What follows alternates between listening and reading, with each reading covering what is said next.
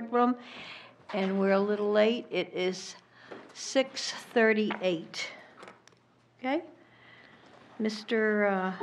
Guarino, would you like to call the roll? Mr. Mosher? Can you hear me, Mr. Mosher? I don't think he can hear me. Mr. Mosier. Yes, I'm here. Yep, he's Roll here. call. You're here. Mrs. Oden? Here. Mr. Kaufman? Here. Ms. Raymond? Here. Ms. Timmons? Here. Ms. Hohensie? Here. Ms. Van Twyver? Present. Mr. Guarino is here. Ms. Porter? Here. Mr. Mosher will be joining us by phone as he recuperates from home. Is there anyone in the room with you, Mr. Mosher? No, nobody. Okay, thank you, sir. Okay. Oh, I forgot. Other people here are Dr. Mosley. Here. Mr. Donovan. And we have Sean Smith and Mr. Dowd from the Board of Aldermen. And we have presenters from there. And- Who's speaking? And we have speakers on the, Agenda. where are they? That will be speaking to us That will be speaking to us on the building from Harriman. from Harriman. Okay. Thank you. Dr. Mosley, how would you like to proceed with this? A couple things. I think that there's, I could be more than willing to kind of introduce what's kind of on the table, and then we can certainly open it up for discussion. There's quite a bit of information that the board has in terms of construction projects. Some of this information was prior to my arrival and discussion, and some of it is when I first began. So there's a couple of things, and then Mr. Donovan, Mr. Smith can certainly kind of jump in as I highlight or give an overview of the things that are presented to the board. So if I can kind of take a step back, there has been some discussion around what is the next steps in the construction projects for the district, particularly what is a priority, what is not a priority. So maybe I would say like 3 or 4 years ago, there was some discussion around renovating Main Dunstable Elementary School. There was some discussion around some renovation around Birch Hill. So those plans and those discussions were in this packet that the board got for review. In September of this year, Hardeman came to the finance and they presented some what I would say a assessment of 2 of our buildings. One was Mount Pleasant, our elementary school, Mount Pleasant, and the other one was Elm Street Middle School. And so that's what the board has in front of it's the information the board has in front of its, what the information the board has. So tonight's discussion is really about, having a conversation, understanding the needs, understanding what's a top priority. This is a discussion. Ultimately, the board will need to come to some consensus about what's a priority. So if you decide, for instance, School A is the top priority, you can do School B, School C, or School D, whatever you want to do. I think there is a lot of information here. You've got Mr. Dowd here, you've got Hardeman, you've got Dan, myself, and so this information is critical because these building projects are going to take some time. There is a great deal of investment on the city's part. The collective we, some of the board members have had an opportunity to tour some of the buildings that are currently being discussed tonight. So I think those tours will play a significant factor in making some determination. With that said, we want to make sure we do it responsibly, make sure we do it so that we don't, we cycle it in appropriately according to the bond for the city, and we provide an expectation for the public. Mr. Donovan, did I miss anything, or? No. Okay. Sean, did I miss anything? I don't believe you did. I just want to ensure that everybody has a copy of this in their package. If not, I brought plenty. What's that? This is a We have it. This is a spreadsheet that lists all 4 schools. We have it. Okay. You have that one, okay. So that's kind of an overview of tonight. Some decisions need to be made because we have to certainly decide that if we're going to do some type of study, some type of assessment on what it's going to cost, the district and the city would like to know where the board sits on the matter of our construction of our buildings. Mr. Dowd, I'm sorry, did I miss anything on that or something you'd like to add? No, I don't think so. At some point, I know there's some question on deferred maintenance too. That also could be, some of those items on deferred maintenance could be put into a bond for, because it's gonna be more than 20 years, hopefully. And I wanted to talk to Sean about that, because, as I said before, adding things to the budget's gonna be very difficult. And adding deferred maintenance is always an issue because once the money is given back to the Board of Education, you don't necessarily have to spend it for deferred maintenance. So we understand that it's an extremely important thing. The lack of deferred maintenance ends up with projects like we're talking about right now and the ones we've done in the last 5 schools. So that would also come out. But I think you've covered all the schools that are involved. The one thing with the Elm Street School is I don't think that the Board of Aldermen is going to take any steps until we know what it would cost for a new school. So that in place of Elm Street. In that case, that's probably going to take a while to put all that together. So you could do something else in the interim. Madam, I just think this was a discussion that we had when we did the tour of Elm Street. And so I think my question, and I'll just ask the question, so hypothetically, not hypothetically, but just kind of, if we have to delay, let's say, Elm Street for about 5 years or 4 years or whatever that takes, is there funding to do something in the interim of that span? That's kind of the general question that I had. In other words, is there, so if we decide to do something with Elm Street in 2021, we start that project, but we still have 4 years, is it possible to, do a renovation of one of our elementary schools? Yeah, if I mimic what they do up in Concord, I would say if that was going to happen and you had 3 or 4 or 5 years before you would start any project on Elm Street or a new school, then, and also assuming that you had the engineering done on one of the other schools, I would go ahead with the other school first. I don't think that we're nowhere near the bonding limit of the city, and if it's a viable, important project, I'm sure it'll be taken under consideration by the Board of Aldermen.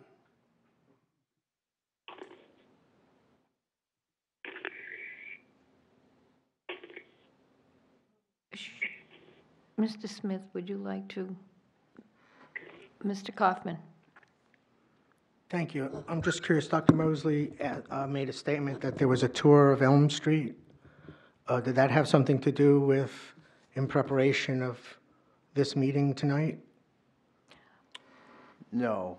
When at the beginning, I can't think, maybe 3 or 4 months ago, I put out an email that any board members could tour or visit schools. So that was just a site visit. So whatever some members decided to, visit different schools at different times. Okay. So what I mean by a tour, all of our board members have had opportunities to kind of go in and for this case, Elm Street, I specifically put that on at one of the first kind of I'd say walkthroughs, because I knew that this was going to be something that would have a lengthy discussion. So that's what I meant by Elm Street. Okay, thank you. And I do have a point of order. Mr. Kaufman? Mrs. Oden, I just want to point out that this particular, I am thrilled to talk about this, don't get me wrong, but this seems that it would have been better suited for the Strategic Planning Committee. And I'll just deal with that at another time. I would have expected this to have been brought up at the strategic planning meeting, not the board, since the board had taken a vote not to do these kinds of things by delegating to the strategic planning committee. So I'm curious, we have guests, so I don't want to interrupt it anymore, but I do want to point out that I believe this should have been referred to the Strategic Planning Committee. Thank you. This has to go to the construction projects and the Joint Special Building Committee, and it's up to the Board of Ed to decide which project they deem the highest priority. And that's really what we're trying to do, looking at the whole board. So it's not really part of the strategic plan. It's looking at the needs of the school district and of our school buildings. And it's for the Joint Special Building Committee.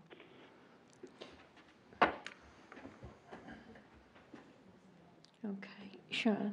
Mr. Smith? Thank you. So I guess I'll summarize, the superintendent already did, but I'll get a little more detail. So we had Birch Hill and Maine Dunstable assessed by a firm called LaValle Brenzinger Architects. They're out of Manchester. That was back in 2013. They did a fairly high-level review and came up with the document which you have in your packet, which is, looks like that. In there are their view of the building and cost estimates, excuse me, by actually Harvey Construction, which is also here tonight in the form of Carl Dubois on the far right-hand side. Each year that we don't do the construction from the date of the inception of the study, you can easily add 5%. They're just construction inflation. So on the spreadsheet that I put out in the package, it shows construction inflation 10%. That's really just for Elm Street, because we just received the assessment last year. And that would assume we start construction next summer, which doesn't sound like it's viable. So just keep that in mind. And talking to Mr. Dubois before the meeting, he said just, and correct me if I'm wrong, just the cost of steel recently has gone up 18% in a short amount of time. Metal studs is up 35% since January. Aluminum is up 40% since January. Okay. That's just two items, two very key items if anytime you're doing construction. So that gives you a sense. I mean, even the 5% seems lacking at this point. So the main, so on the spreadsheet, I list some of the major issues. There's some data there as well on the square footage and how many students are currently in there. Could you just clarify what you said, that this study was done in 2013? 2013, correct. That was actually the same study that resulted in Broad Street and Sunset Heights being renovated. Thank you. I just want that date to be known. Thanks.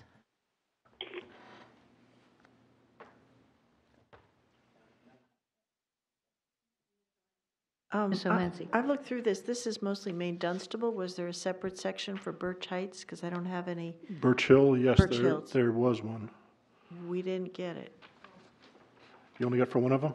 Just for one of them. And the other question I have, for the various projects, what would be the time frame for some type of one of these renovations? Would it be over the summer? Would students be displaced? How would, when we talk about each project, I think that's a big concern. Are we going to take, say, the sixth graders out of one of these, put them in the elementary school, put the kids in in the other two middle schools? How are we displacing these kids if it's going to be a major project? Okay, there are many variables in response to that. Birch Hill and Maine Dunstable, first of all, the fact that you just have the description of one of those two schools, the other schools are virtually identical. And you can look at the construction numbers, they're virtually identical. So if you have one, you really have both, but we'll make that correction and make sure you get the other school, just so I'm sure. Which one do you have? Maine Dunstable. You have Maine Dunstable. Okay, so we'll get the Birch Hill. Okay, just make a note myself too. So both of those, I'll talk about those two first. They're both built the same year in 1972, same architect, same construction manager, same everything. They were last renovated in 1993, about the same square footage, roughly 65,000 square feet each. The enrollment is as of the beginning of this school year. You can see Maine Dunstable has a fairly significant more than Birch Hill. I figured out how many square feet that is per student, and the number of on-site parking, and then the site acreage. So we greatly increased the on-site parking 5 and 6 years ago, roughly. So the site work is done for those schools. Unless you're going to increase the footprint of the building, you don't have to do anything else with the outside. So everything to be done is in the school itself. When you're dealing with construction, you have hard costs, which is the sort of number that Carl DuBois would develop for you. That's the actual cost of construction. Then add your inflation to that. All the other items on the bottom half of the page are what they call soft costs. So the cost of the architect, if you have to do any geotechnical work, surveying, that sort of thing. If you have to relocate people, staff, students, or just their equipment. To get to the question about what do you do with the students while you're doing the construction, depends on the school again. What we've done successfully the last 5 elementary schools is create swing space in the gymnasium. There has to be a chunk of the school where there are currently classrooms where that makes sense to do. So you can pull out, say, 5 classrooms, you can put them in gymnasium. And we've done this successfully the last 5 schools. Birch Hill and Main D, the way they're laid out doesn't quite work with that scheme, but you could build what they call a demising wall, which means a wall right down the middle of the school if you have to partition it, then do half and half. Generally, these construction jobs, the duration is from May of year 1, when the heat, we can turn off the heat. Not that we do it on May 1, but as soon as possible, as soon as it makes sense to turn off the heat, then we get down to the boiler room, start taking apart boilers and that sort of thing. And then that'll run in certainly Birch Hill and Main Dunstable through the year, next school year, and then through the next summer. So it's 2 summers and a full school year, basically. That's how long these projects take. We've done that now for the last 5 schools. Just to recap, that was Fairgrounds Elementary, Ledge Street, Charlotte Avenue, Broad Street, then Sunset Heights. So the cost estimates, particularly those for schools, particularly because they were done now 5 years ago, I would say they're probably suspect. It was done by a different architect. I wouldn't say it was done with the same degree of research and whatnot. Certainly the construction costs have changed since then. But it gives you an idea. So it's roughly $10 million. Sunset Heights cost us around $11 million total. Broad Street is around 10, just in round numbers. So these kind of track in that same general area. Right. And those last 2 schools also included site work. And again, these 2 schools are all set that way. Good. A quick question about the total project costs for each one of these. They all have different start dates. Does that include the 5% for inflation? It does. It does. Again, the 10% I wrote in the left-hand column, that was meant for Elm Street, and I apologize, but that was for 2 years. And another question about Elm Street. Beyond adding bathrooms and replacing ventilation for the auditorium, that would have to wait another 5 years? It depends on when. It's beyond my ability to answer, really. We could pull that out of the project and do that separately, if that's your question. Yeah, I think the symphony was expecting that to happen relatively soon, because I worked with them on this, their requirements for Elm Street that they would like to have enhanced. And even before, when we were talking about allowing them to have alcohol in there, they were complaining that, hey, there was a toilet that just was an open hole. So. Yes, actually, since the middle 2000s, the Auditorium Commission has put together a request through the Capital Improvement Committee to request just what you're saying. They have. Bathrooms, better ventilation, a green room, the whole thing. Separately, so that it could be done separately from Elm Street? Yes. Okay, thank you. At the time, that Board of Ed and the school administration didn't feel it necessarily was something the school department needed. We had to hire other priorities. So we told them, okay, put it separate from us, but of course it never got funded. Yes, what happens to the auditorium is going to be dependent on the decision you make relative to what's going on with Elm Street. And it could be, end up being a separate project outside of the school district, if we're going to retain the auditorium. So, you have to make, you're gonna have to make a decision which way you're going, and that's not happening right now. We wouldn't want to make a whole bunch of changes to the Elm Street Auditorium and then find out we're doing something different with the school, and we have to go back and change something. So, some decisions have to be made before we can do anything with the auditorium. Because what you're talking about was an addition to the auditorium. You can't do anything with the current bathrooms. They're closets. There was a hole in the floor in one of the men's bathrooms that I remember that we were trying to get fixed for them.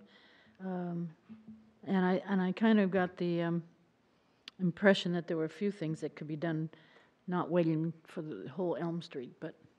Well, that sounds like deferred maintenance, not construction costs. Which if that's the case, then I'm not getting enough money for deferred maintenance, but that's for another day. Mr. Kaufman? Thank you. 58 acres at Maine Dunstable, is that correct? Yes. Okay, so is it possible that in the plan and scheme of things, let's say Elm Street were to be built new and relocated to, I have one place I would have recommended, and we'll get to that at some point, but if there's that much acreage available, could two schools, a middle and an elementary school, be co-located on a property this size? I'd have to look at that separately. I think part of that land that is currently attributed to Maine Dunstable is also used by Park and Rec, and they have at least one field on that now. Alderman Dowd? Yeah, if there's a new school built, we already have a piece of land that's been earmarked for it, so it will be in that location, as we already own the land, and it was put aside exactly for this reason, and quite a few years ago, and it's where we would consider building a new school. Could you tell us where that is, please? I think, Mr. Donovan? It's right down between Cherrywood and Buck Meadow in the southwest part of the city. Those are it's in between those two roads. Can I ask a question? Mr. Guarino, I'm going to try to give everybody a chance. Mr. Guarino? Yeah, as far as Maine Dunstable goes, we don't know if it's buildable land either, or if it's wetland or contiguous, upland. So, it sounds like a good idea, but I think you have to look at a lot. It's a complex question. Mr. Smith? Did you have a comment on that? No, I just ready to proceed with my. Oh, well, I was just going to say, I thought I heard from Mr. Cummings that the land would be fine to build on that the city owns. So you're talking about the section of land in the southwest quadrant, which was what Mr. Donovan. I believe it was Hall's Corner at one point. Is that yeah, I thought that was it. And I thought I heard Mr. Cummings say that it would be fine to build on that there were no big problems with that land. that land is fine to build on. Okay, that's what I heard. And like I said, it's been planned for some time, was also done with the concept of separating the middle schools equally across the city so that your population would be evened out. The other thing is, putting it on the site of another school could cause a lot of other issues that we probably don't want to get into. Okay, thank you, Alderman Dowd. Can I get a word in? Mr. Mosher? Yes. Thank you. Just for the record, I am completely against spending any money, especially $60 million or $65 million on Elm Street. The money could be better spent because as I look at the spreadsheet, for that same amount of money and to have some money left over, we could do the renovations on 3 schools. But we could also use that same money, and I agree that we should look for that parcel to build on, to build a new facility that we could either use for the movement of Elm Street or Main Dunstable into a different facility. And I think that it would be better use, much higher use of the same money. They think that Elm Street could very well be turned over to the city and let them do what they want with it. But again, you know, they have already gone to bat for $15 million for that building on Main Street. So there is something else that could be done with the Elm Street facility, because I know that parking over there is terrible. It's a very dangerous spot because the cars come tearing up from the parking lot from the shopping center. There's a lot of issues that I see in my long-term thoughts on Elm Street. Also, all of those portable classrooms that they have. This is not right. Kids don't have proper facilities to go and use a bathroom. They have to go back into the main building, and that's not right. There's a lot of things, a much higher use that can be found for the property and the buildings at Elm Street. And I think we'd be wise to look at the property, if I heard correctly, as over by the opening for Whitford Road and in that area. And there's a lot of property that's in behind Main Dunstable now. It's a whole lot of things that we could do, much higher use and much better use of the same money. So there, I've said my piece. Thank you. Mr. Kaufman. Thank you. I guess Mr. Dowd, the Burke Street property, is that in play for this, or? No. Okay, thank you. Maybe we could have somebody from Harriman talk to us, or Harvey. I know when we were talking about the cost of Elm Street, there's concern about the underneath the floors, the joists, I don't know what you call them, the fact that if you start to open it up and they have deteriorated, it would be a fairly expensive. Could you come up and talk a little bit about that?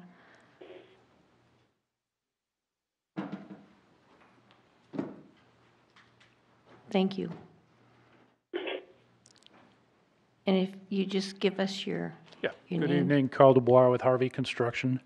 When we evaluated with Dan Basson from Harriman, we evaluated Elm Street, and speaking with Mr. Smith, it's pretty evident that they've already had some problems with the current floors within the building.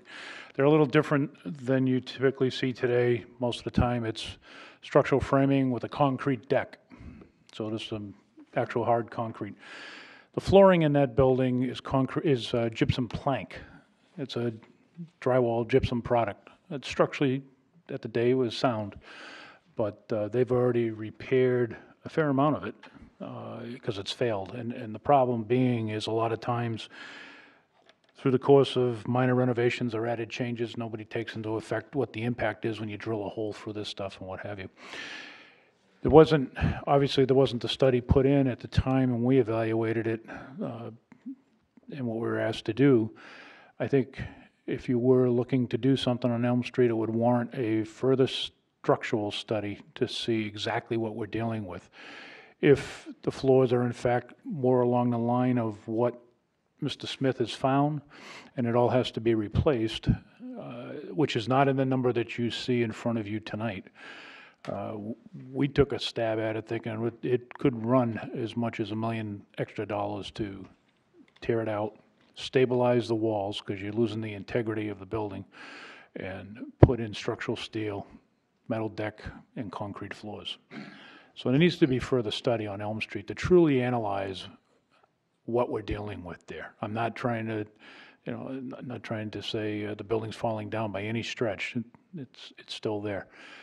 But based on the history of what Mr. Smith has encountered and based on what we saw, it definitely would warrant further study, in my opinion. Thank you. Ms. Van Twyver? Even if we didn't use it as a junior high school, wouldn't these changes have to be done anyways for anybody else to be able to use the building for something? I mean, have we thought about how much it would cost just to make it usable for something else? Alderman Dowd, and then Yeah, the sort of the preliminary thought process was if we weren't going to use it as a school, there are various alternatives, and one would be selling it, and whoever bought it would have to be responsible. It wouldn't be city money. But not tear it down. There's no intention to tear it down at this point.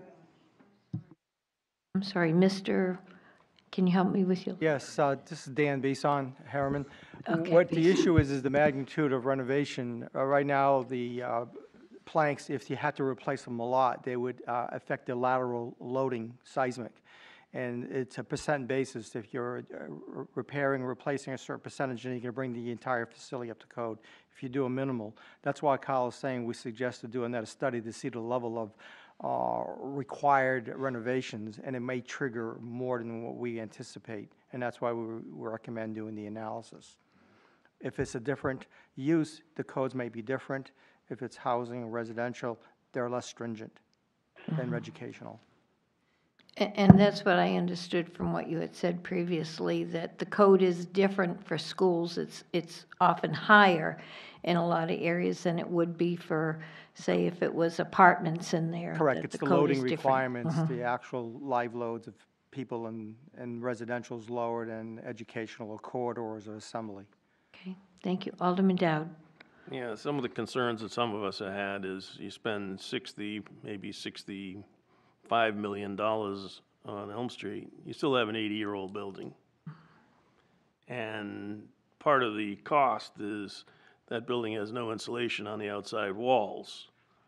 So I think the thought process is, and I haven't looked at the detailed plans, is to put some kind of a facade on the front of it, which will make it look architecturally different than it is right now. And certainly not. Yeah. No, we were looking at doing the inside because the outside's got a very pristine look with the brick and the fenestration. So we would, from the inside, basically take out the plaster walls and the lath, bump it out internally with metal studs, pull them away from the wall, looking at spray foam to get an isolation from the outside, and then provide new board. And it will provide a cavity for all the IT and the electrical, which is minimal at this point. The Makes one sense. other thing, Alderman Dowd? and I think I would defer to the superintendent, I think we determined that the room sizes at Elm Street are not what you would today build for classrooms. So that is correct. Couple things. Room size in terms of where we look at the curriculum in terms of STEAM. So one of the things that jumps to my mind is the science rooms. Typically we see between 1,100 to 1,300 square feet. But more importantly, the discussion has to be with our specialized programs, particularly special education students. So, when we're dealing with students in wheelchairs, students that need to be bathroomed, we have to make sure there's adequate space for those students. And under the current classroom size in Elm Street, that's not adequate enough. So for instance, if you have students in wheelchairs, students that need to be bathroomed, it's ideal to have much more flexible space, and more importantly, to make sure that you have a bathroom, and it's not a traditional bathroom that we think of something out here. It actually has to be a pretty enlarged in bathroom so that there's adequate, there has to be a lift in there, so our teachers can use the lift to change the student and also kind of maneuver around all of the equipment to do so. So that's why the new construction piece is a little bit more attractive, because you can factor that in to the construction piece. And for some of us who have been, thinking about our specialized programs, certainly thinking about being creative and having that space available for our kids does two things. Number one, it meets their needs, but number two, it also makes sure that they're at their home school. In this case, they're being educated in Nashua and not having to go out to an outside placement. Ms. Van Viver. Yeah, I'd like to ask Alderman Dowd and also the architect, the gentleman to my right, about the Keefe Auditorium. The symphony loves that building, and the acoustics and everything are wonderful in there, and they've always raved about it, and they always said that they're going to be there. So if we sell that building, what's going to happen to the symphony? Is that the Keefe, can that be separated out from a cell, sitting by itself, or what? I'm concerned about this because I love the symphony. We've had discussions, and the thought right now is that we would segregate the auditorium from whatever's done with the rest of the building, and we would make the additions to the auditorium to make it more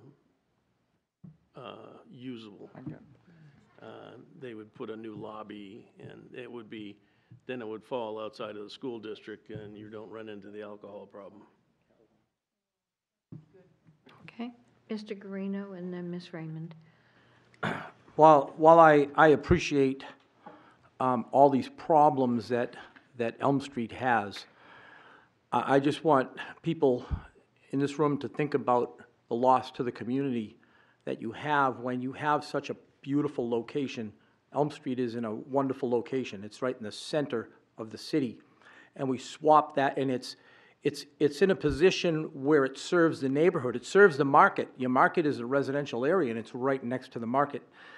And you're swapping that out for this place where you need a car. Everything is depersonalized. You need to have a car to get to Hall's Corner, and it's while I know there's a lot of problems with some of these older schools, but the locations are prime locations, and they serve a walking community. They serve a bicycling community, and who needs a car? Cars are actually a pain, because if you look at some of these new schools, you see lines in the morning. You see lines and lines of cars, and people trying to drop their kids off to get out. And the same in the afternoon. It's a rush. Everybody in that same 15-minute period. So while a wonderful new campus is great because it's an opportunity to make everything brand new.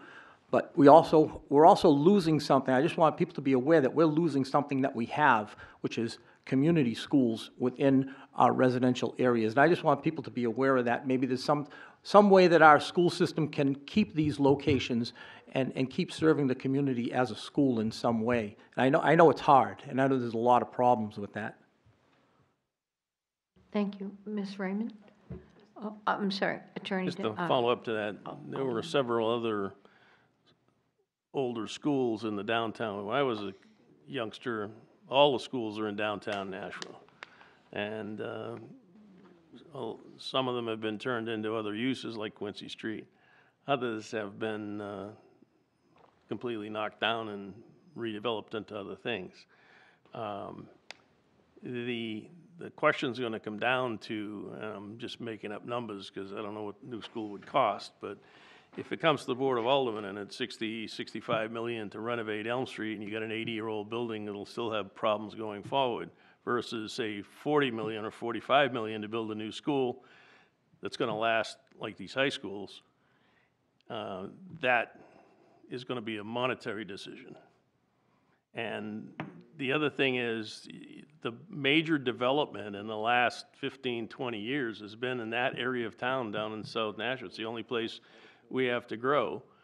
And there are a number of building or new housing developments down there. So the student population is shifting down there. There's a lot of kids that are bused to both of our middle schools right now. I doubt very seriously kids in the middle school are going to be driving to school. I think you're going to have bus students, but you'd have to determine what that is compared to Elm Street.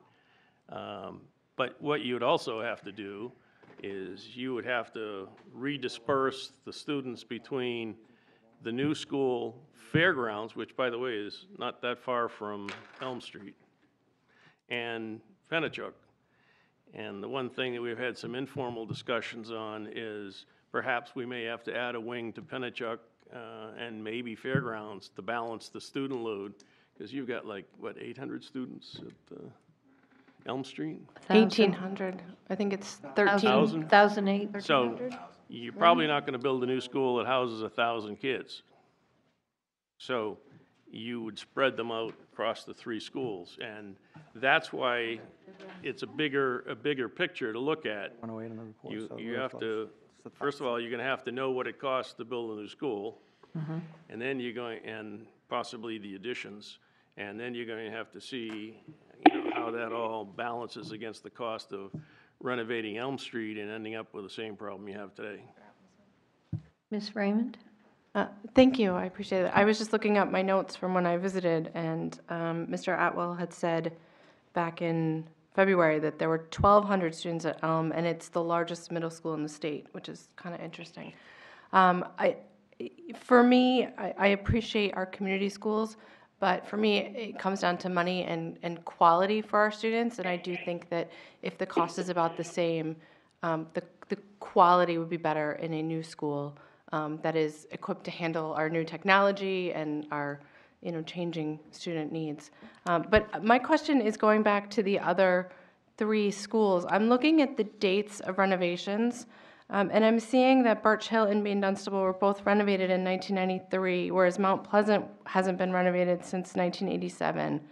And I'm noticing that all 3 say age of mechanical systems as being an issue, and Mount Pleasant also has plumbing as an issue. And so I'm just curious about what's the difference in needs between, because I'm assuming Birch Hill and Maine Dunstable are about the same for their needs. What's the difference in those 2 schools' needs versus Mount Pleasant that would help us to prioritize? Because I feel like Mount Pleasant, when you walk in, it seems like it has more obvious needs, but I know that the other 2 with the open concept and their HVAC needs are also significant. So for me, I'm struggling to prioritize between those choices. So. Mr. Smith? Yeah, I'll pick up where I left off a while back. All good conversation, but if you just bear with me and let me walk you through this, then maybe it'll help a little bit. So I won't even look up from my page of paper to see if anybody has a hand up. So, of course, I'll answer any questions. Yeah, to that point, so Birch Hill and Maine Dunstable, I pretty much finished talking about them. The biggest concern that we have is security and the open concept. If a door does lock to the 2nd floor, but if they're already past that point, then they get a multitude of classrooms. That's the same in both of those schools. Electrical systems, when I first got here, I used to run around a lot of the schools in the dark and just listen for stuff and get familiar with it. As a newbie, I tried to find the switches for the classroom lighting. And sometimes a classroom didn't have any switches in that classroom. You had to go next door to the next wall over to find electrical switches. I thought that was horrible. At the time the school was renovated, last renovated, they put air conditioning on the 2nd floor of the classroom wing. And they put some central ventilation kind of in the interior of the school. But then all the classrooms, they added unit ventilators. Somehow you have to balance that, right? I mean, you just have unit ventilators churning, going over here in an open concept school while you're introducing air up from above on the internal classrooms. It just fights against each other. And I thought that was always the issue. You've already paid for replacement of unit ventilators. You've already approved replacement of some unit ventilators for this coming summer. Those things are very old. They're dying pretty rapidly. We're just buying and installing the ones we feel we have to just to keep the school running until we can renovate it. I won't cry when we get rid of all those unit ventilators and just go to a central system. Incidentally, when the state was funding school renovations, it would not pay you back anything for unit ventilators. It too felt that central ventilation was the best way to go.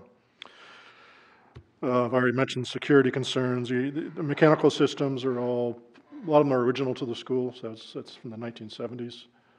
There was some upgrade in 1993, but not a whole heck of a lot. Those schools we originally thought were going to be the next two schools we did. You know, that was back when the study was done. We were going to do Broad Street and Sunset Heights because those are the worst off, and then we were going to attack these two. But then the more we dug into it, the more Mount Pleasant and Elm Street and came to the forefront. So I'll talk about Elm Street a little bit. So just keep in the back of your mind, those two schools, roughly $10 million. That's what it cost to renovate them. And if we do happen to be able to slip in an elementary school before we get to Elm Street, which the superintendent suggested, maybe one of these two could be it. And for my money, I would say Maine Dunstable.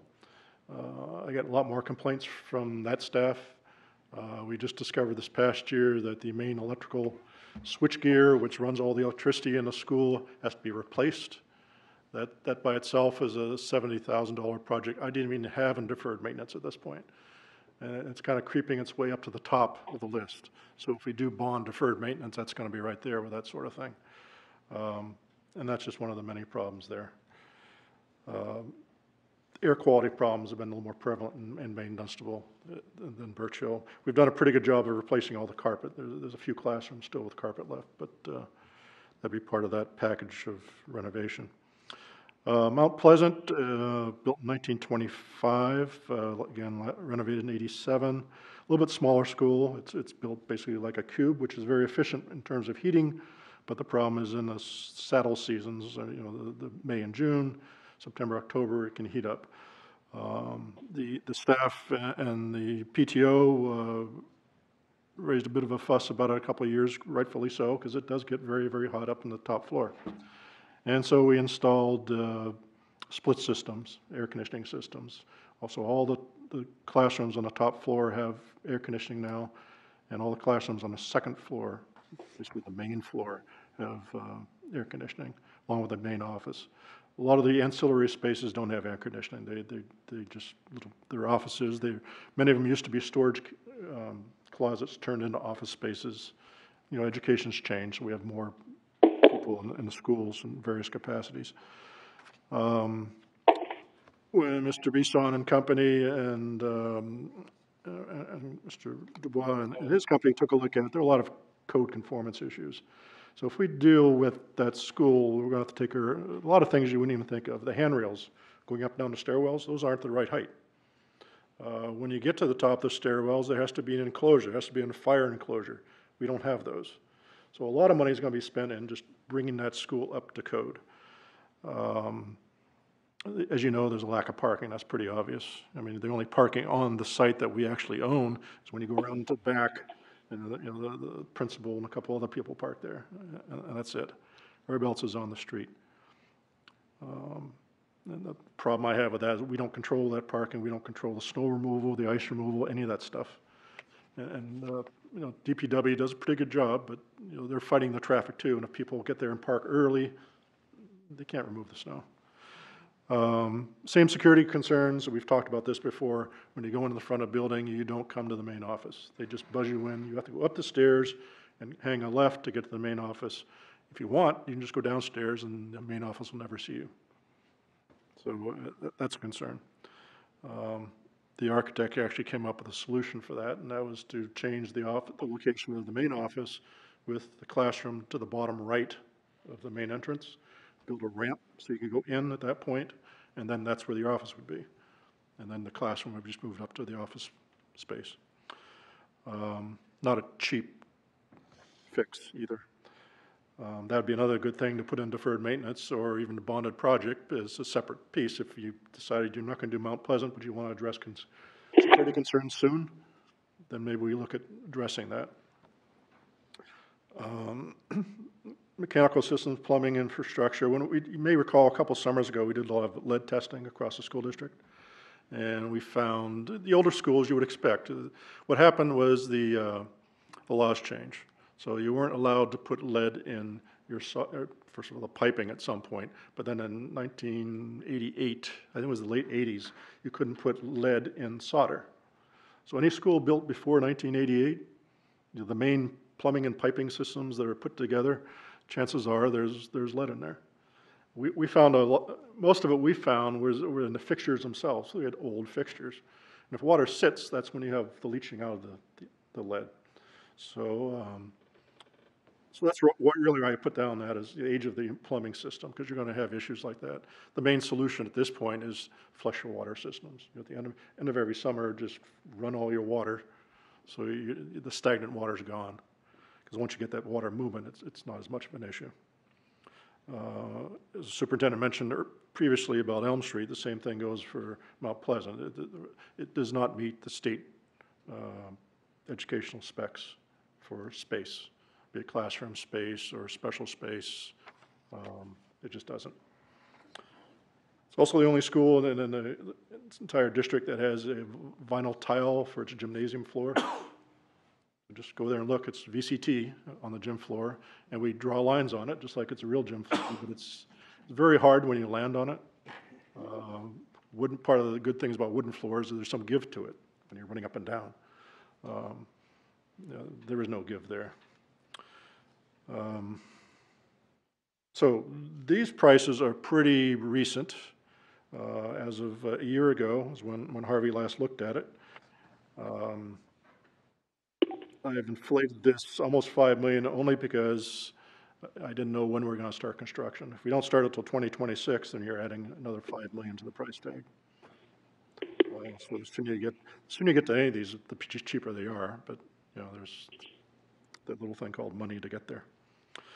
Any questions on the elementary schools? Ms. Raymond? Thank you. So the Mount Pleasant costs, does that include doing something about their lack of playground? And would we have the same problem with Mount Pleasant that we might have with Elm Street if we renovate it, where the building is so old that it will need another renovation, or we might have structural issues going forward after this $17 million? I don't think we saw many structural issues in that school. They looked at it pretty closely. Do you want to? Yeah, it's pretty minimal. The structure is pretty good shape. It depends on some of the mechanical units you might place. Might need some shoring up where you place some units. If we do ductwork, we might penetrate through the floor, so it would be minimal amount of structural modifications. If I could just continue with that, the other problem with the school is swing space. Because that is a small gym. It's not only VCT on the floor, but it's a small gym. We won't be able to cram 5 classrooms of that. We might get 3. So what are we talking about then? Portable classrooms out in the front. And keep in mind, that's in the Historic District Commission. Mm-hmm. There was a portable classroom there, temporary, that was there for years and years. And we got a lot of flack for it as a district. And finally got rid of that, I think, in the mid-2000s or so when we went to the middle school concept. And what about the play space? The outdoor space? I know it's a very small piece of land. Is there anything that can be done so that the kids aren't having that tunnel? They have a tiny swing set and asphalt. The space is the space. I mean, there's no, it's the size of a postage stamp. So what we did consider was actually adding a drop-off loop in the front. So you're taking away some of the grassy area. But we never really figured there's a way to increase the playground space unless we put up retaining walls on the 3 streets behind it, raise it all up, flatten it out, but that's not cheap either. Did I cover that right, Dan? Ms. Porter? Is there a way to not pave the back and make that grass area? You could. I mean, in fact, replacing the pavement in the back was on my deferred maintenance list, but I took it off expecting we'd be renovating it soon. But I might have to put it back on. The only flat area. It's all just really. black. It's well, kids, they play their hopscotch and stuff like that on there, and everything's painted. I mean, It is. It's not great. It's not the greatest condition, no. No, not only the condition. It's hard to play on hardtop all the time, and in the summer, it's just really hot. It gets. Yeah. So yes, you could. I don't know. I'm just. A lot of the deliveries are in back, so you'd have to keep some pavement back there. So the kitchen entrance is where all the deliveries come in. Right. Mm-hmm. But you could, I don't know, maybe do half pavement, and I don't know. there might be a creative way to do that.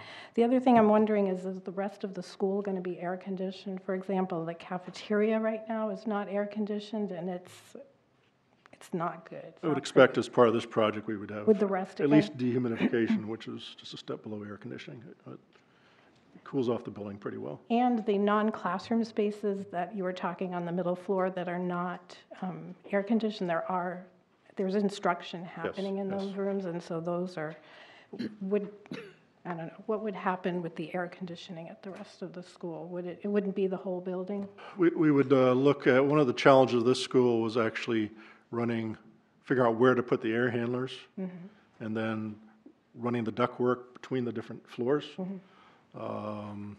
There's a fair amount of space down in the boiler room that actually isn't really being used for a whole lot. That school was originally built, in fact, you can still see it with a coal bin. So they're shoveling coal in the back. And then converted over to oil at some point, and now it's natural gas like everything else. So that's the challenge. I guess we would look strongly at the roof and the capacity to put some air handling equipment up there, plus the boiler room. Those units that they have on the ceiling like these, can the heat come through there as well, or is it just air Those conditioning? are just built for air conditioning. Okay. Thank you. Ms. Hohensee? Thank you. I was wondering with Mount Pleasant, because it's so much more costly than the others, have you given consideration, not that I want to move, but what would it cost to build from scratch, just so that we know what the difference would be? Given that there was only, it's under 400 students, it's a small school. Right. I haven't looked at specifically at that. I think we could, Mr. Bison's pretty good at doing back of the matchbox estimates. And you're doing it based on the population? It's 360 right now. Yeah. Yep. And 240 square feet. It'd be 50,400 square foot school. Times How much per square foot? 70? Depends on where we're going, but I'd say safely 250 plus or minus 12.6 Soft cost. plus soft costs. So 12.6 million construction times 20, 1.25. It's a $16 million project. Can Almost the same amount. I, Dr. Mosley, then Alderman Dowd? go ahead, Alderman. I was just, I was just going to say that if you tear that building down and go to build a new school, that's an historic district. So I envision added cost in making it fit in with a historic district.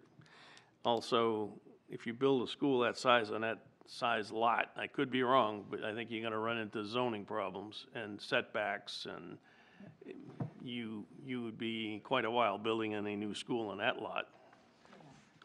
I think also too that we would have to get, and I'm looking at Hardeman, we actually would have to get a waiver because some of the rooms do not meet, I would say they don't meet regulations. Right. For 1 second, if in my mind for a second, it just 890 or 800 square feet was one room that was definitely not meeting the requirement. DOE requires standards is 900 square feet. You have about 50% of them under the 850. Yes, that's the number. And the only way you can accommodate that is you basically divide by 36 and you limit the amount of students in the classroom to get a waiver. The other part is the special ed is extremely crowded, and they're actually meeting in corridors and in the end of corridors under stairs. So special ed needs a lot of attention on the educational part. Mr. Kaufman?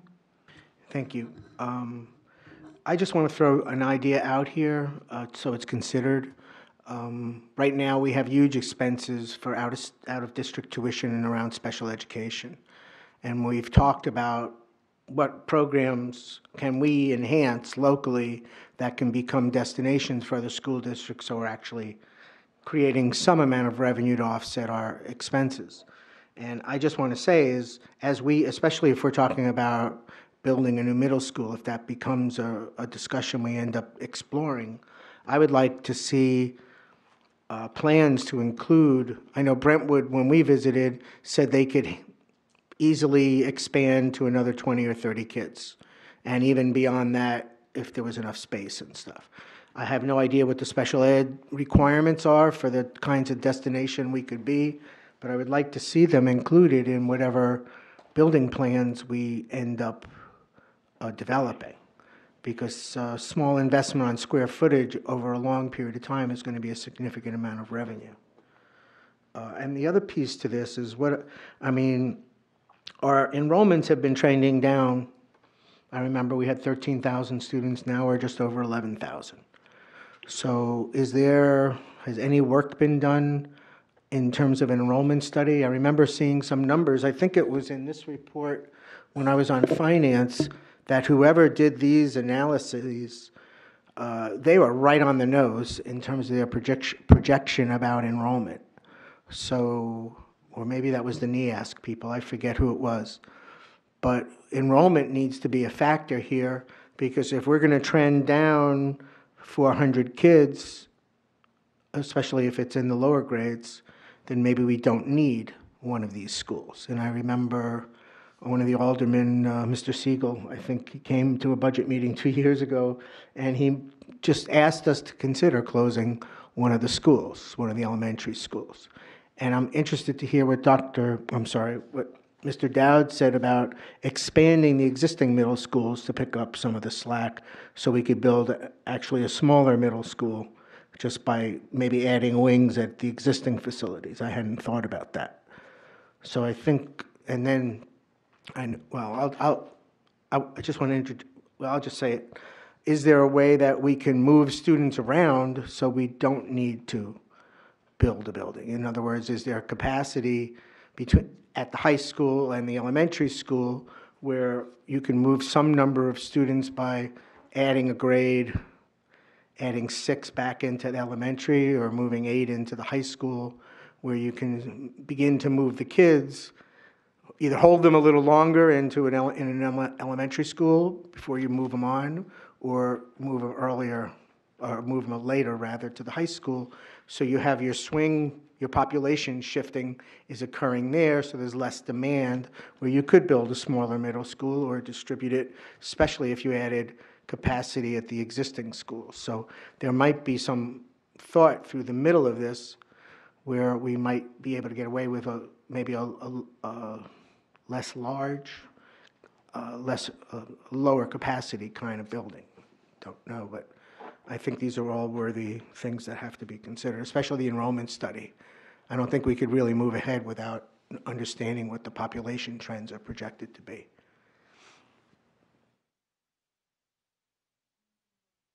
Would anybody like to speak to that? Well, I can speak to the enrollment study. We do one each year. Last couple of years, we've done them every other year. We were using NEASC the last 2 that we got. We got one last year. We didn't get one this year. We did get one last year. And we used the Regional Planning Authority to put it together.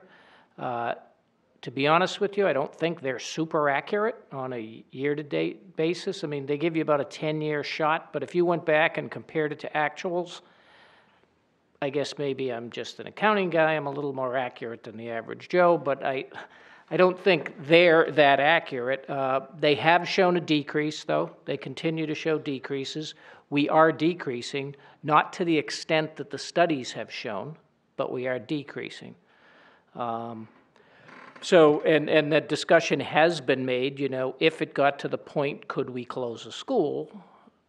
Would Mount Pleasant be the right one? That's always the question, because it's a smaller one and it's very old.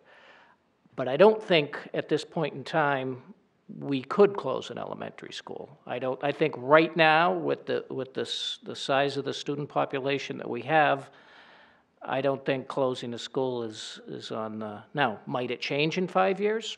Possibly. And if you wanted to look at this long range and say, okay, well, in 5 years, if we're going to close a school, it probably wouldn't be the one that you'd be looking to make renovations to right now, right? I think that's part of what I would look at, looking at the set of schools to renovate. Which one might you close? You'd close one of the smaller ones, if you were going to do that. I'm not suggesting we would, but if we were. So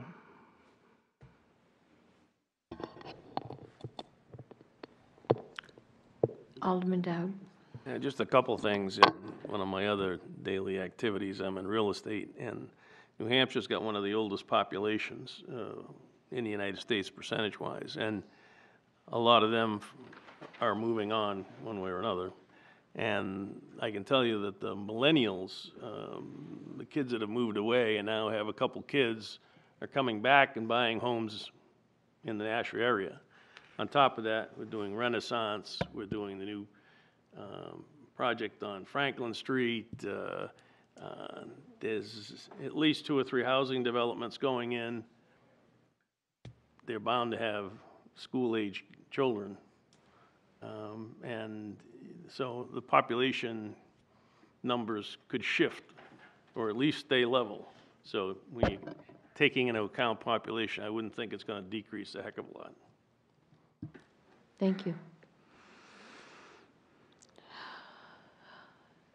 Mr. Smith? So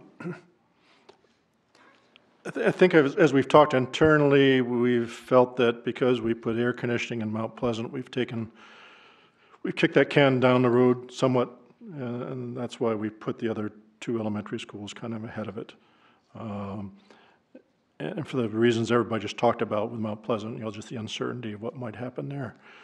I don't think the question about what would it cost to build a new Mount Pleasant was necessarily we're going to build it on the same site.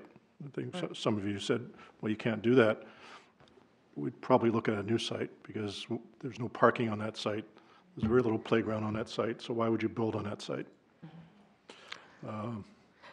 So the order that we've listed them are kind of what I suggest as an order of renovating them when the time comes.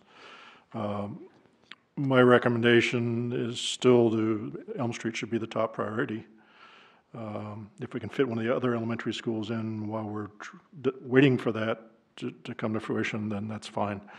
But just so briefly on Elm Street, you see all the particulars there, the size and the student body. So the age of the mechanical systems, the school was built in the 1930s, and it's still the only school we have that runs on steam for heat. All that piping is still original. It fails from time to time. We've had to dig up, if you're familiar with the commons area, which is right in front of the cafeteria and everything, we've had to dig up that floor a couple times in the last 7 or 8 years to replace steam lines that were the hole in the floor in one of the bathrooms. That was a result of us trying to get to a steam line that was underneath there. Steam traps, and the way that does is steam will condensate as it goes through the system. And then so you try to trap that and then separate the water, and then you have condensate return lines. So those are all equally as old to the school. The control system. So one of the problems with Elm Street, particularly with heat, is the inability to control the heat. It's run by a pneumatic system. So think of probably miles of little plastic tubing running behind all the walls, from a thermostat to the unit ventilator, stuff running down to the boiler room. We have 2 boiler rooms, if you don't know it. There's the main boiler room is the main corridor in the basement. The other boiler room is underneath the gymnasium. So again, it's virtually all pneumatic controls, and that's technology from the 30s and 40s. Nowadays, everything's what they call DDC, direct digital. It's all electronic. You can pull it open your laptop. If you got the code, you can control everything from right here. And if it's a teacher that ticks me off, I can just turn her heat down. Not really, it doesn't quite work that way, but you can really control it well. And somebody calls with a concern or a complaint, then you can go right on the computer and take a look at what's going on. You can see that fans aren't running and that sort of thing, or a pump has died. So it's a vast improvement. We've talked about lack of parking on the site, security concerns, same thing I talked about on Mount Pleasant. You go in the main entrance, there's no main office there, you have to go up and go to the left, or if you choose, you can go down and cause whatever mischief you want. Lack of sports fields. I mean, this used to be the high school, and the kids for ages in Nashua were used to going to Holman Stadium. I think the football team actually played there as well. and along with the baseball team, and there's some rectangular fields behind that everybody practice on. And that hasn't changed, except now you have 4 portable buildings and the only open space you have that kids can play in. You know, again, portable classrooms are meant to be temporary. So I think those probably went in around 2000. And those are becoming a bit of a maintenance issue also. We have a roof replacement coming up soon on several of them. Same thing I mentioned with Mount Pleasant on the age of the plumbing systems. The school's been added to various times. It was added to in '63. It was added to in the last renovation. I think they added the library. So those piping systems are new. But all the major piping systems in the school are built from the '30s. So you have the attendant issues with, we replaced quite a few fixtures that showed up with lead in the water there. We've already talked about the structural integrity of the flooring and the many deficiencies with regard to the state specifications. So in my mind, and we can also, as Alderman Dowd talked about, we need to know the cost of building a new one. We could pay for a study to do that, but I would suggest we recommend the Board of Ed just approve or recommend to the alderman that we want to proceed with Elm Street. We can give them these estimates. Dan Beeson could come up with a per student cost, but there's all sorts of fluctuations with that. Do we want to build a smaller middle school and then add on to Pennachuck or add on to Fairgrounds Middle School? In fact, I've already drafted the RFP for the architect, and it doesn't say Elm Street renovation or construction. It says Elm Street and maybe just middle school renovations and additions, because a lot of those things have to be explored, and for my money, the joint special is the best place to do that, because generally speaking, you have people that are very versed with construction or very interested in it. Mr. Dowd's been on that committee for, yeah. I started going to that when I got here in 1997. You weren't there then? I could have sworn you were, but Mr. McCarthy, Alderman McCarthy was on it since then. Because he had to build these 2 high schools. Yes, yes. So, in my mind, that's where all of this sort of discussion, once you decide Elm Street's your priority, then they can take it over. You're still part of the process. You're not giving it up, because there are Board of Ed members on both the Construction Projects Committee and the Joint Special. And I presume, and they're all public meetings. I mean, anybody can go to any public meeting they want. So the input doesn't stop there, and they can look at alternatives. I'm sorry.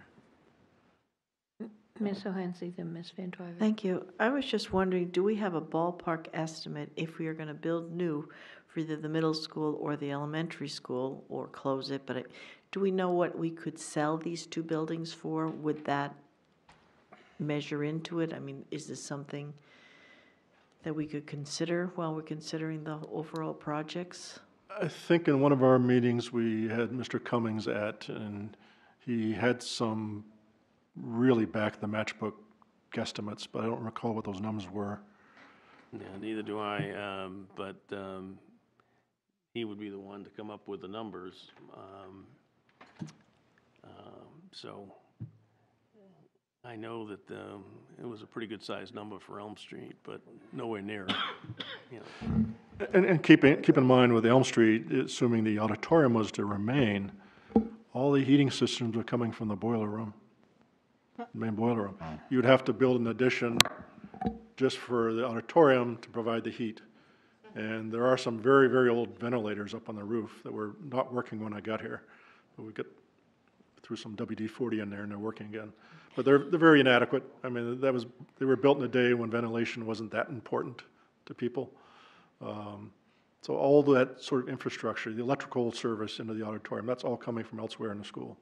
So it's not just a simple matter of drawing a line and saying, here's the auditorium. Mr. Dowd? Yeah, if the recommendation is to do Elm Street first, and we get a number to bond, the first thing the Joint Special is going to do is entertain a study to find out what it would cost for a new school, because we wouldn't be doing our due diligence to spend that kind of money without finding out we had a much less expensive alternative with a much better result. So that could take some time, even if you say Elm Street's your priority. What I'd like to find out from is, are the estimates in the engineering for Maine, Dunstable, and Birch Hill close to being ready to go? And if they are, then I would start with them. I would do them in tandem like we've done the other similar schools. We built the two high schools together. We did Charlotte and Fairgrounds together because they're identical schools, and they learn from one, save money on the other. We could be moving on to one of those schools and probably get it completed before you'd ever start anything on Elm Street. And Mount Pleasant,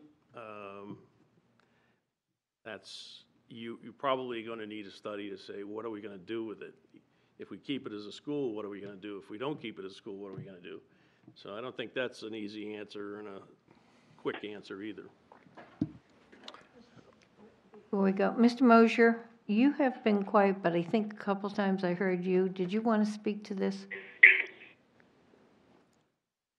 Maybe not. Dr. Mosley?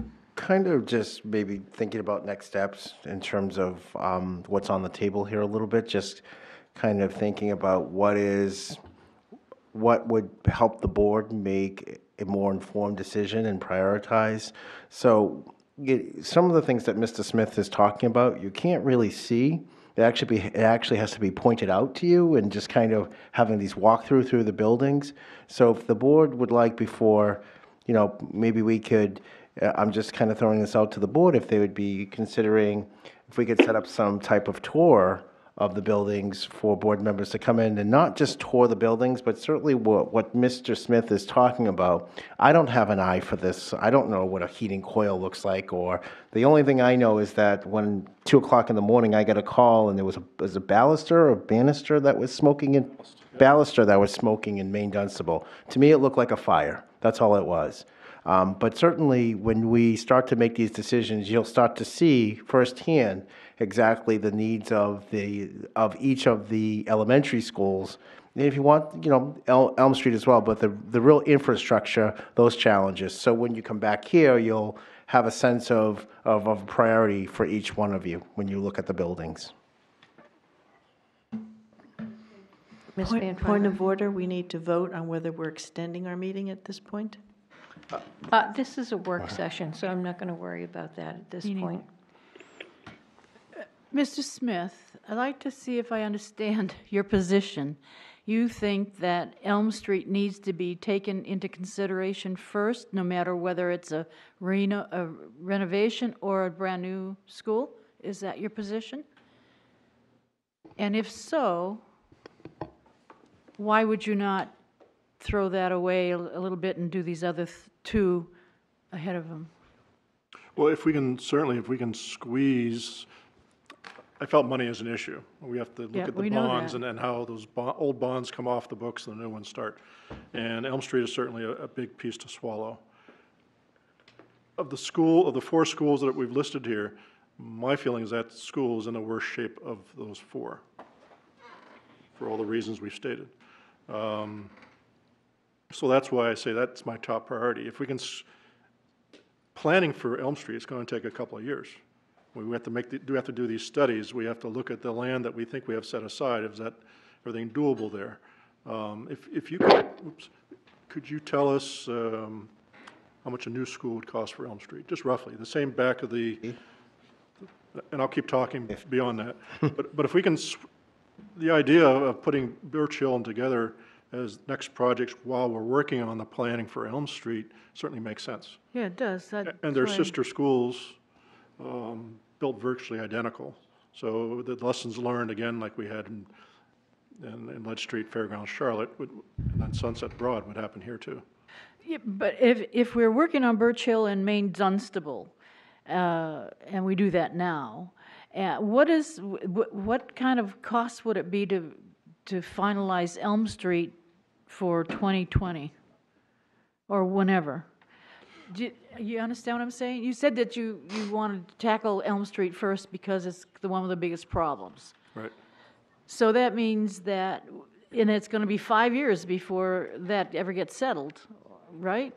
Well, Whether- my dates are fiscal years. So keep in Yeah. mind, we're already in 2018 now. Right. This so would presume we're starting construction in 2 years. 2 years, okay. And whether or not that's possible, I don't know. Oh, That's what okay. Sean would like to see, but Well, but if we decide to do Elm Street first, as you recommend, then we would not be doing Birch Hill and Main Dunstable in the next 2 years, correct? Or if would we got the go-ahead to do one of those schools now, one? Yep. one of them, you would start it next summer. So between now and next winter, they would do all the design work, and then Carl or whatever company we select would do the bidding out of that process. That's best done in the late winter, early spring for the best pricing. All right, let me see if I still understand what you're trying to say. If we start Elm Street, we're going to do that, we're going to finalize it, whatever, we can still be working on Birch Hill in the same time period. You Is could. that what? You could. I mean, it's going to go back to when the money's being spent. When do we have to write the checks to pay them off? Well, I'm just If trying to. we have money left over from the Sunset Heights project. Did we ever figure out how much that was? Yes. I don't recall off the top of my head. We had some money, Fund left call it over. seed money, Yeah. that we could use to hire an architect to work on one of these schools. You said 110? 150,000. So that's seed money to get an architect on board and get through the process while you've made the request for the alderman to take on the Take care project. of Elm Street, yeah. Right. And the first thing they would probably do is hire an architect, not Elm Street. We're talking about one of these other two schools. You could also, at the same time, you'd have to, if you want to sequence this, you have to start the planning for Elm Street while you're doing one of the other ones. So they're going to overlap. But my point was, you're not going to be spending the money, because the hard money is spent during the construction period. See, now, if I was doing this, I'd do both those two schools, Birch and Maine, at the same time, and let the other two wait, because they've been waiting this long, they could wait another few years, but You could do that. I mean, that's my household, You could do approach to that. things. We did that with Ledge Street and Fairgrounds. Those were done at the same time. Or maybe, was that Ledge and Fairgrounds, right? Yes. We did two at the same time. So it's possible. Like 6 million. Ms. Porter? And they were cheaper. They were $6 million total. Now we're talking 10 million each. Hey, what's $1 million here? Ms. Ms. Porter? So I'm looking at the three, I think that Elm Street is its own separate thing, and I'm looking at the three elementary schools, and I think I can say for a fact that if you were to speak to the parents and faculty at each of their schools, they would think they were the first priority, naturally, and rightfully so. I think there's a lot of, you can't discount the emotion and attachment that people have to their school. And just in listening to this, it sounds, and for, might be justifiable reasons, that Mount Pleasant is really being pushed off to the side. And I just know how that's going to be received. And it's going to cause a lot of anxiety, just, saying, because I know that this has been a topic before. Are we going to close Mount Pleasant? Are we going to close Mount Pleasant? And it's a hard thing to go through on the receiving end when you work there or when your family goes there. So I'm a little concerned about the way the discussion is going, just kind of shunting it off to the side. I know it's a small school, but the people there feel very strongly about it, as they do at all of the other schools.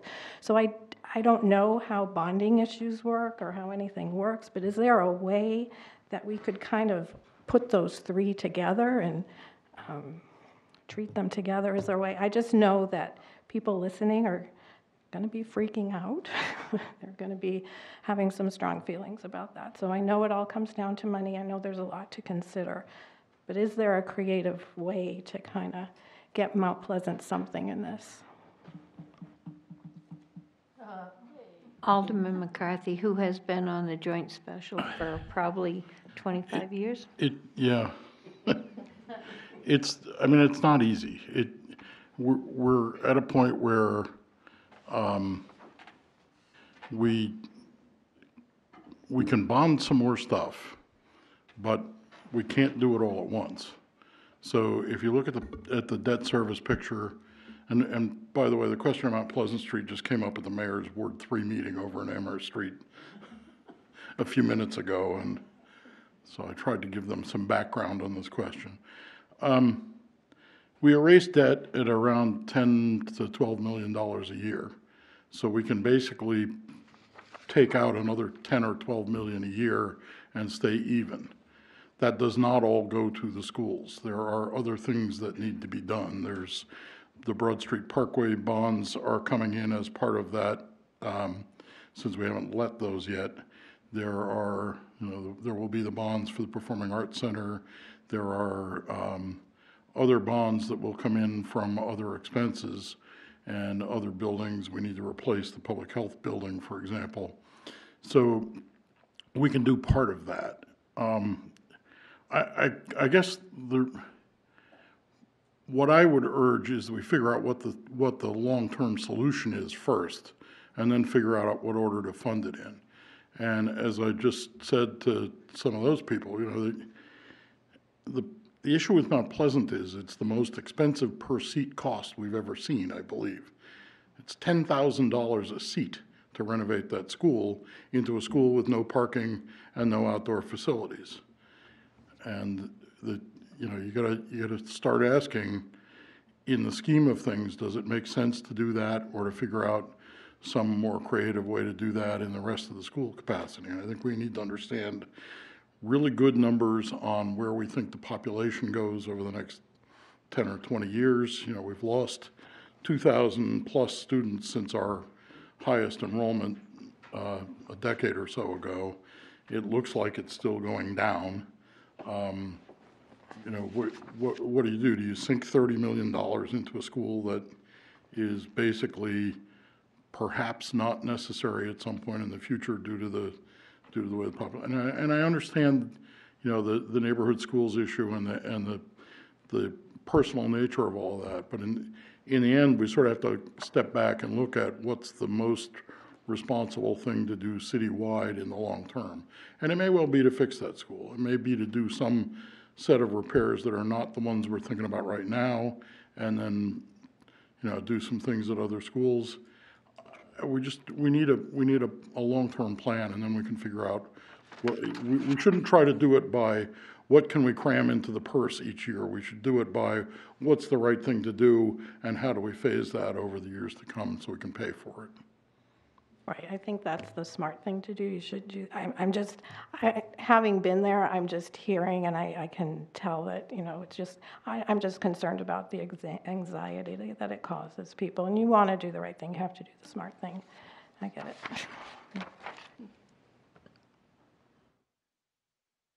Ms. Raymond? Thank you. So I appreciate people's feelings on this, and I think that's, I don't think we should underestimate that.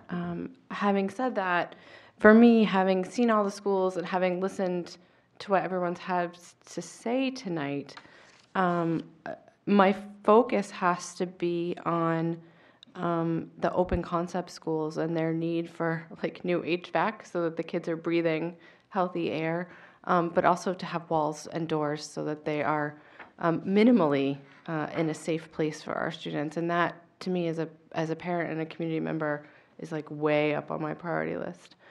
So for me, I think figuring out if we're going to build a new Elm Street or renovate it would be number one, because I've been in that school.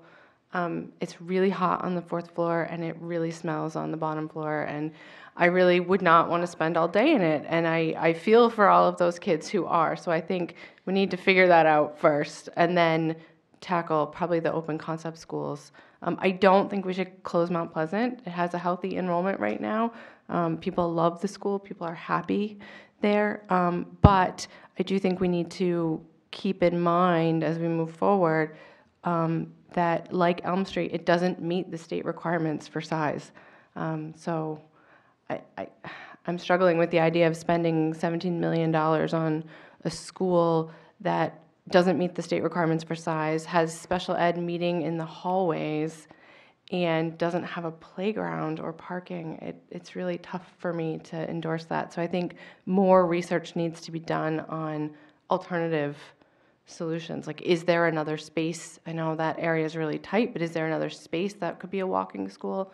Is there some other option? But for me, that's not as immediate as an issue as, the people at Elm Street who are sweltering and molding and being miserable.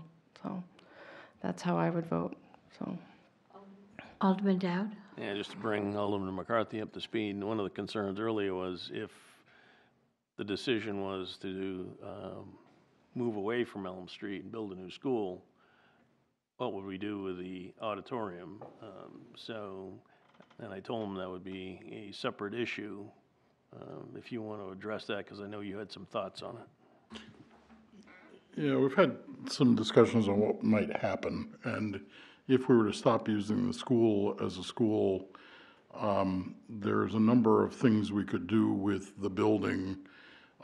First, we could start referring to it as the buildings so that the school itself and the auditorium were considered separately. And I think we would ultimately look at the auditorium in terms of should we renovate it, should we do something with it. And again, it's an expensive facility, requires a lot of maintenance. And if we look at, let's just assume for the moment that we have a 700-seat performing arts center in the downtown, there are a very small number of performances that actually need Keefe Auditorium as opposed to that other venue. And I think we need to think about that and look at, is there some way to use the other venue? And I don't want to get into the mechanics of that because there's a lot of technical cost issues around some of those performances, but I think we could think about that. We can think about either keeping the Elm Street space as open space. The building certainly could be recycled into downtown housing, which would probably be the first choice if we get a developer who's willing to do the work to do the necessary renovations, because it doesn't, I mean, a lot of the requirements that we have on it as a school go away if we're using it as residential property. So I think those are some of the things we'd look at. We might get some money back from it that would offset some of the costs. I don't think that's enough to make a decision based on it, but I think there are ways to deal with the building, and we would want to take up the issue of the Keefe Auditorium as a separate issue, and we'll either keep it or not based on how that works out. Mr. Smith? Thank you. So the copies that I made for Birch Hill and Maine Dunstable have both schools. So I will pass these around, and then you'll have both, the estimates for both of them. And then hopefully the Harrimans come up with a guesstimate. It's just going to be a back of the matchbook cover estimate for how much a new school would cost for it if we're going to replace Elm Street. Now, you might have to, that number may depend on if it's 1,000 students or 800 students, right? So you maybe have to talk your way through that a little bit. Want to talk about the square footage? Okay, at this point, we are given 1,008 students at Elm Street. And something of that nature would be 180,000 square feet. So add that up, and then a construction cost, we're in the $280s, $300 a square foot cost. And you got to decide if you want to have some kind of auditorium or use the gymnasium with a stage area and an assembly. So the assembly part, presently you have one in Elm. Typically we don't do auditoriums in middles, typically reserved for high schools. But because you've been accustomed to it, we got to really get an idea what you want to do for assembly. Those are some other questions. That would add some more square footage and more costs. And if you add that up, then you add 25% for soft costs. And I believe we came up about the same cost, about $67 million. Excuse me, I'm sorry, there's a gentleman speaking. Could we let him have the floor, please? Go on. You have the floor. Yeah, just looking at the timing, and if things were to proceed today, when you would actually be building it, and I concur, you're gonna be in the $280 to $300 range, considering a brand-new school, brand-new site work with fields and everything that would it all entail. If I might take a minute just to explain how I arrived at the $48 million to renovate that building. There's a lot of elements that go into renovating this school that in the end don't add anything to the building itself. And what I mean by that is creating the temporary spaces that we need in classrooms by building out the large gymnasium. The way Harriman has looked at this, one of the newest additions in the back, the cafeteria and alike, is probably in the worst shape of the existing WPA old front building that everybody's familiar with. One of the things that has to happen is there's a brand new cafeteria in that number. There's a brand new kitchen in that number, and in order to do that, I need to build or convert the small gym into a temporary cafeteria. And in those numbers, I've also included a temporary kitchen outside of the small gym because there's just not enough time to take down what's there with the limited amount of space we have, build it all within 6-week time frame between the time the kids get out of school and the start of school the following year. So there's a number of elements that's in this number, and one of the biggest ones is the time frame. The time frame to get through this building, because of the limited amount of space that we can create, what I call swing space, the temporary classes in the gymnasium, that type of thing. You're pushing almost 48 months worth of time, 4 years to convert this building over. That's a lot of time. You could build a brand new school in 2 years. You know, we do it all every day.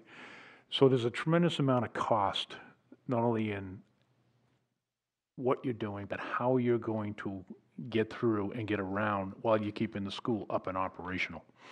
And there's a fair amount that's already, to answer your concern regarding the Keith, there is a fair amount of money set aside for that.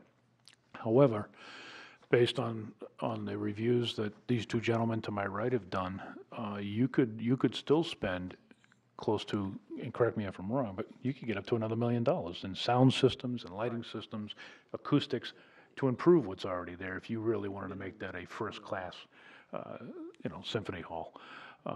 That's all set aside. That's all different. That's not in here. But I want people to understand the nature of what it's going to take to renovate that building. It is much different than what we have done in the past for you folks, in the past 5 schools that we've done. The timing element comes with a cost, and I think you have to understand that when you're weighing it out. Could you build a brand-new school for close to the same money? I think you could. Again, that gets into redistricting. I live in Nashua. I know what it was like when my kids had to go to Vine Street, okay, from New Searles. I know the heartache that puts on this board. But I do agree with Alderman McCarthy. I think you gotta look at all the options, and we're certainly here to assist you on whatever you need for pricing.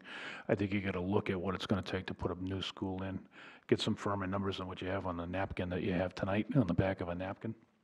I think you gotta look at really updating and changing some of these numbers. Some of the work that has already been done by Mr. Smith would be a trade-off. Depends on what we're doing, like at Mount Pleasant, we've already got the air conditioning in, what's left to do, that type of thing. And develop a program that meets your needs going forward. And we're both here to help you in whatever way we can. Ms. Van Twyver. Well, getting back to the symphony, you said that, I was under the impression the symphony was happy with what we had here. They wanted a bigger lobby and the toilet fixed. So now you're saying they want a new sound system and wiring? No. Yeah, we had an interview with the commission, and they have concerns with the sound system, the acoustics, the lighting system, and there's not even a catwalk to do a presentation of proper lighting.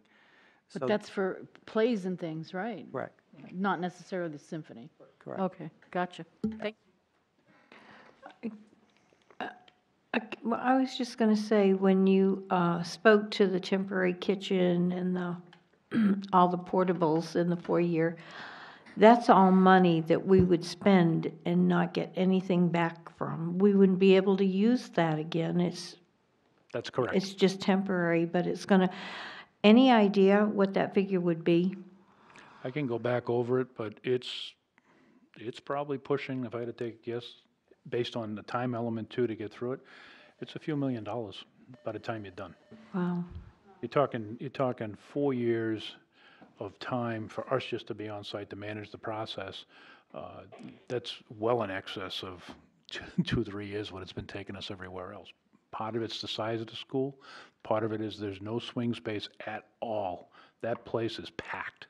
And in order to create what I call swing space, in order to move students to create some room to do some renovations, we are building out the large gym. We're going to modify the small gym. And like I said, you're talking temporary kitchens and temporary cafeterias to get through it. Okay.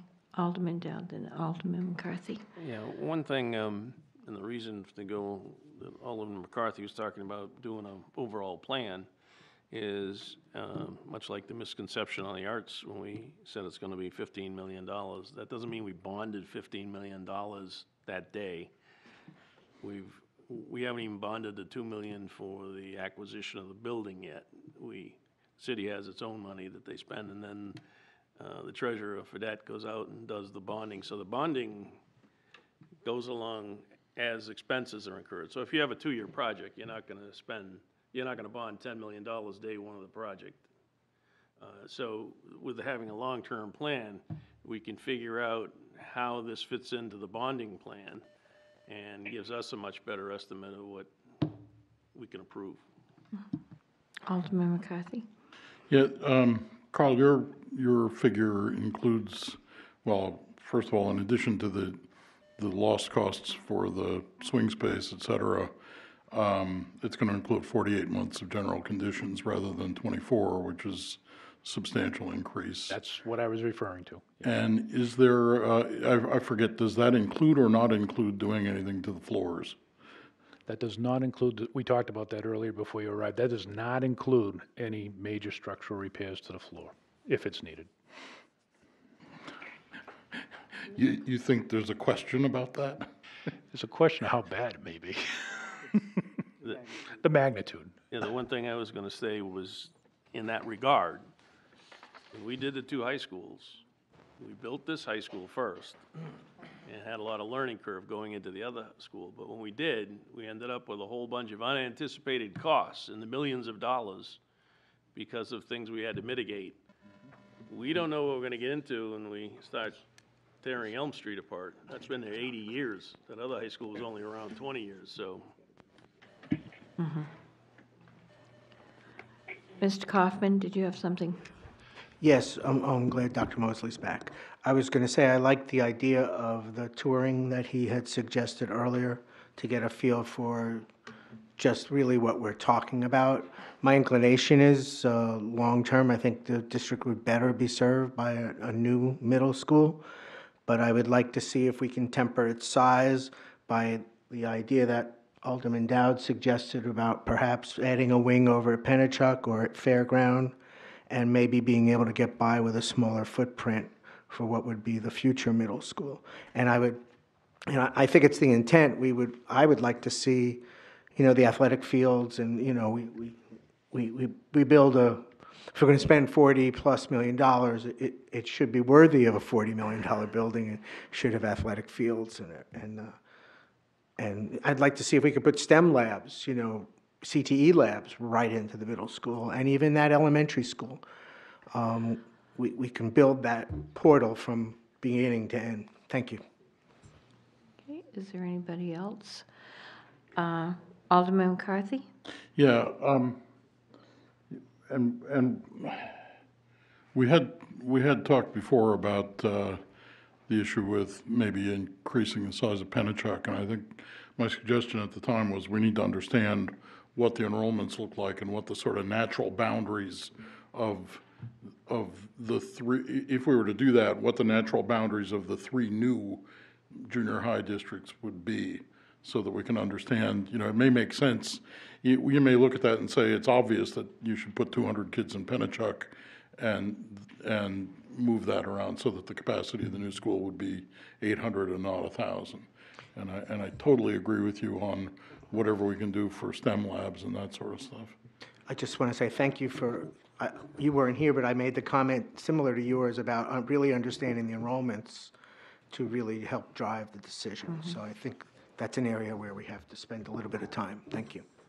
And in that light, about enrollments, I've heard, I see 1,008 in the report, and then I've heard that it was said there are 1,200 students there, which is about a 20% difference. So I think we need to get a fairly accurate enrollment at Elm Street to make sure we're talking about the same number of students. So if we could get that done. I can look at.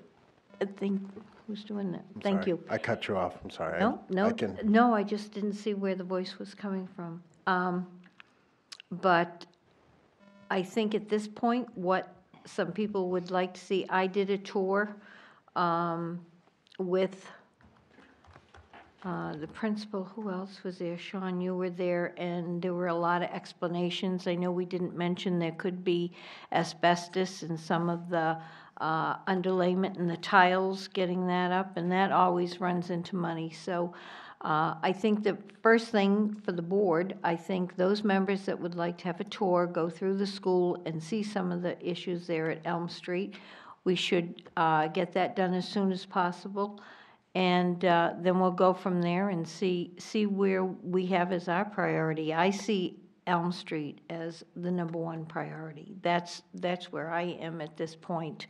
And I think getting the cost of what a new school would cost, I don't know how long that takes. Can you help me with that? How long does an estimate take for something like that? If we could get a sketch or a layout, approximate layout of, what a new school would look like, 2 or 3 weeks, we could put a number together for you. Oh, okay. Mr. Smith? Yeah, I think Harriman, Dan was talking about what the cost of a new school would be, and he mentioned it. I didn't hear it, maybe he did say it, but you indicated just now to me it was like 65 million for how many kids in that school? It was for 1,000 students at today's cost, but that did not include an auditorium. Because you're having it now, we would probably recommend you use your gymnasium with probably a side stage offsetting from the bleachers to accommodate assemblies. But Right. that's something that needs to be discussed, because you're right now used of having an auditorium. I'm not sure how that affects the educational program. Right. Our other middle schools don't have auditoriums either. No. So, I mean, most Typically middle not. schools probably have gyms, right? And that's Gym how with they a, meet. with an opposing side from the bleachers to have a stage area and some areas behind that to accommodate. And then the seating in the middle of the floor adds the capacity very quickly for an assembly. So 65 million, basically the same order of magnitude of Minimum, what we're talking yeah, tonight at anyway. minimum today's To cost. renovate the existing. The renovation was pretty much. And if we went down to, say, 800 student population, that would knock it down to 55, just, Minus 200 times 280 times 1.25 would get you there real quick. and Mark Lee was Yeah. doing that on his He's got- calculator. Pressure's on. Minus 200. 54 plus or minus million Yeah, minus 54. for a 800 student. Ms. Van Twyver, then Mr. Alderman McCarthy? Well, I'm kind of stunned by 65 million for a new high school, when that's what this building cost, I think, how many years ago, 10 years ago? This building cost 54 million and change. Million? Right, and the rest of it was actually 77 million, that was outfitting. So all the furniture and everything else was included. in Two that. buildings together were 137 million at the end of the day. Right. That still sounds like an awful lot of money. How big a palace are we building? But these schools are 430,000 square feet, Yeah. built for a high school. Do we have a square foot, did you say? Yeah, we were looking at about 180 square feet per student. Total building size? These buildings were built at about $120 a square foot, however. Construction costs have gone up substantially. Yeah, I'm always flabbergasted. I went out to try to get something clean, and the laundry was gonna cost me $85 today. I think they're using a figure of 250 right now, just to give you, 250? yeah, so in 18 years, it's But I'm doubled. concerned about the size. I mean, this place and south are huge. Big spaces. How does this new thing that you're talking about compare to this? Less than half the size. Less than half the size? Yes, and also the common spaces will be different for a middle school. The corridors wouldn't be as wide, so it'll be downscale proportionally. And this school was built according to the state standards on the number of square feet? Okay, thank you. Alderman McCarthy? Yeah, I'm sorry I got here late. I actually, because of moving the schedule around, I didn't remember this meeting was tonight. And I went to the mayor's Ward 3 meeting first. And somebody up there, I mean, as I mentioned before, the question came up and we had a little discussion about, we need to make these decisions and stuff. And somebody commented that, with regard to the middle schools, when people move out of Nashua to get their kids out of the school system is when they go into middle school. And it occurred to me that if you think about that, we have 3 of them, but Elm Street is the face of Nashua's middle schools that the public sees.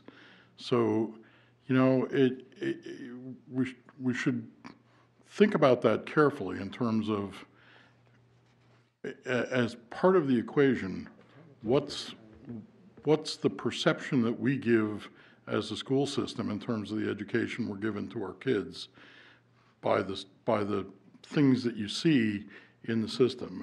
And I think there is some value there in the long term to having a new middle school that gives a better face to middle school education. I think, our experience with kids dropping out and coming back in the high schools was extremely good when we opened this building and the other one, and I think people who see those go, wow, this is a place that's pretty serious about education. When they walk into Elm Street, that's not exactly the reaction that they have.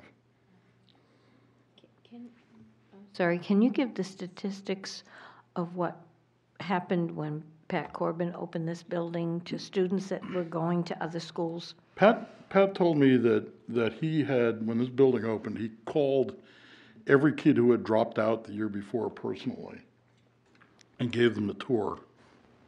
And to a person, every one of them came back. And I think if you look at enrollments in, for example, BG of Nashua students, you'll see that there was a substantial change in the way people viewed high schools when we opened the 2 high schools. Okay, so I think at this point, what we want to do as a school board, we want to make sure those people that want a tour of Elm Street, we'll set that up as soon as possible. And then we'll set our priorities as to what we see as our top priority. And should it be Elm Street, then I think that we should look then to get an estimate, I would guess, as to what a new school would cost, and looking at renovations, understanding that we will not have the total amount of renovations because they really don't know what they're going to run into at Elm Street.